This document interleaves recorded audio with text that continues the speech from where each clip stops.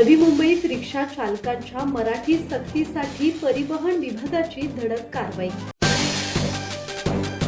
नवी मुंबईत आजपासून रिक्षा चालकांच्या मराठी भाषेच्या ज्ञानाबाबत परिवहन विभागाने धडक कारवाई सुरू केली आहे।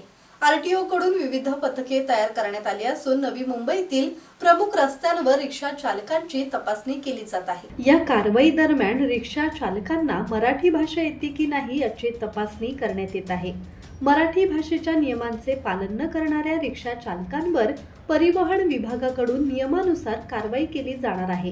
अचानक सुरू झालेल्या या तपासणीमुळे नवी मुंबईतील रिक्षा चालकांमध्ये खळबळ उडाली आहे। मीटर रिक्षा ज्या आहेत त्या प्रवासी रिक्षांमधले जे चालक आहेत तर त्यांना मराठी भाषेचं दुर्बीण ज्ञान असणं अपेक्षित आहे।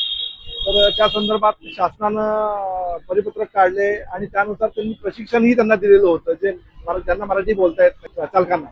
परंतु काही बऱ्याचशा लोकांनी त्याचा फायदा घेतला आणि त्याप्रमाणे मराठी भाषा दुसरी भाषा शिकलेली आहे त्यांनी, त्याप्रमाणे ते प्रवाशांशी संवाद साधत आहेत।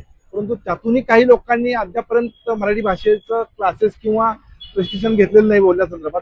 तर त्या संदर्भात आम्ही आता तपासणी विशेष करून नवी मुंबई परिवहन कार्यालयाच्या वतीनं तपासणी करत आहोत वाहनांची, आणि त्या तपासणी अंतर्गत जे दोषी किंवा ज्या वाहनं आणि चालक त्यांना मराठी भाषेचं दुर्बीण ज्ञान नाही अशा लोकांवरती आपण कारवाई करत आहे।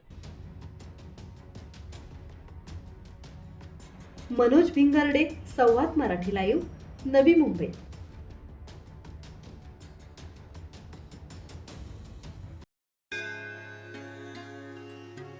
श्री गणपती संस्थान महड, तालुका खालापूर, जिल्हा रायगड। श्री वरद विनायकाच्या भक्तांसाठी भक्त निवासाची सोय, स्वच्छता आणि 24 तास गरम पाणी, सीसीटीव्हीची नजर। आगाऊ नोंदणीसाठी संपर्क करा 02192 26 69 12 72 76 47 38 54।